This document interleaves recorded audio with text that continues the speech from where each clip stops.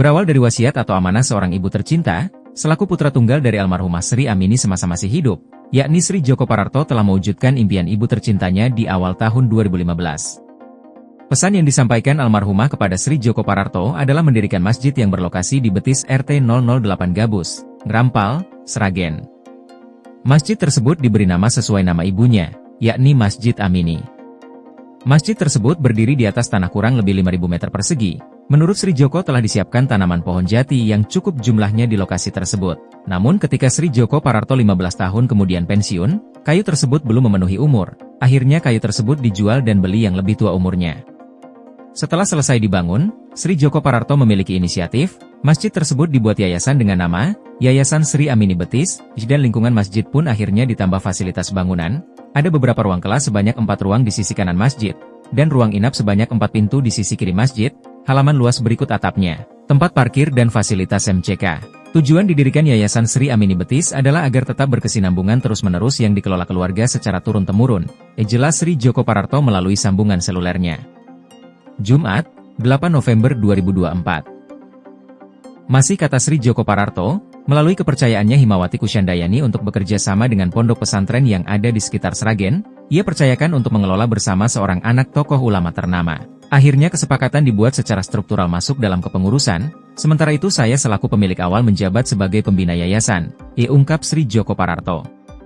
Mengenai konflik yang terjadi, Sri Djoko Pararto mengakui tidak adanya transparansi pihak pengelola kepada dirinya, hingga Yayasan Sri Amini Betis ia bekukan. Telah sepakat kami bekukan yayasan ini, namun ada oknum santri yang melakukan perusakan segel pintu ruang kelas dengan bukti CCTV, oleh suruhan seseorang yang menyuruh santri tersebut menempati, kata Sri Djoko. Menurut Sri Djoko, yang bersangkutan atau penyuruh bukan untuk merusak tapi hanya menempati.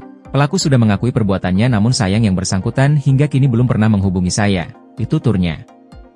Masih lanjut, Sri Djoko menambahkan yang diduga merusak sudah mengakui kepadanya secara langsung. Kemudian santri tersebut tinggal di Betis ada yang memerintahkan. Namun Sri Djoko sudah melarang hingga kini santri yang menempati Yayasan Sri Amini Betis itu sejak ada kejadian belum pernah menghubungi Sri Djoko secara langsung.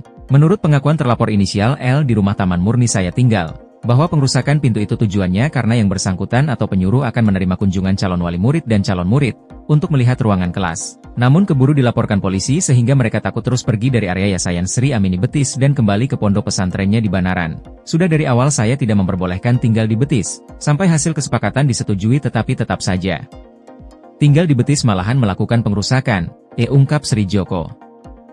Sementara itu Himawati Kusyandayani senada apa yang dikatakan Sri Djoko Pararto. Namun selang berjalannya waktu, dalam hal administrasi maupun tujuan dari mendirikan yayasan ini, menurut Himawati tidak berjalan sesuai apa yang diharapkan, yakni kurang transparansinya dalam pengelolaan Yayasan Sri Amini Betis ini. Dan akhirnya kasus dugaan perusakan yang dilakukan santri inisial L dan kawan-kawan ini terjadi, yakni dugaan perusakan segel kunci ruang kelas karena yayasan sedang dibekukan. Kemudian kasus ini dilaporkan dengan bukti rekaman CCTV, kata Himawati. Jumat, 8 November 2024. Kuasa hukum dari Sri Djoko Pararto, yakni Kusdaryono, SHM, saat dimintai keterangan tim redaksi media ini, kasus ini sudah dilaporkan sejak 18 Juni 2024. Dalam laporan tersebut Sri Djoko Pararto melaporkan seorang pria yang berinisial L dan kawan-kawan. Laporan tersebut di mana terlapor diduga melakukan tindak pidana pengerusakan JO memasuki pekarangan orang lain tanpa seizin sebagaimana dimaksud dalam pasal 406 JO 167 KUHP. Sudah berjalan hampir 5 bulan ini, perkara tersebut berjalan di tempat dan SP2HP juga belum dilayangkan secara resmi, baik kepada saya ataupun kepada Pak Joko, kalau hanya melalui lisan kok rasanya kurang pas, tegasnya. Jumat, 8 November 2024. Terkait pemanggilan saksi yang sudah dilakukan oleh pihak kepolisian, Kusdaryono berharap para saksi benar-benar dipanggil, dan dilakukan penyidikan lebih dalam.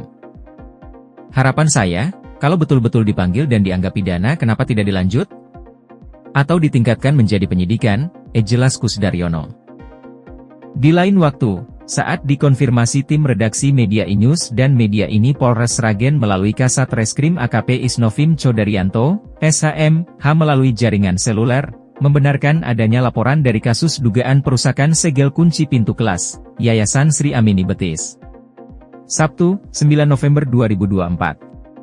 Yang menangani unit 1, kita sudah minta klarifikasi ada pengaduan betul, belum tahu permasalahannya apa, akhirnya kita melakukan penyelidikan dan klarifikasi, Untuk mengetahui kepolisian harus mengklarifikasi A, B, C dan D semua pihak terlapor dan pelapor, ujarnya. Menurut Isnovim Chodaryanto, pihaknya tidak bisa memberikan keterangan kepada media jika hanya separuh-separuh saja. Biasanya kita konfirmasi dulu baru tahu duduk persoalannya, dan belum ada yang menjadi tersangka, jelasnya.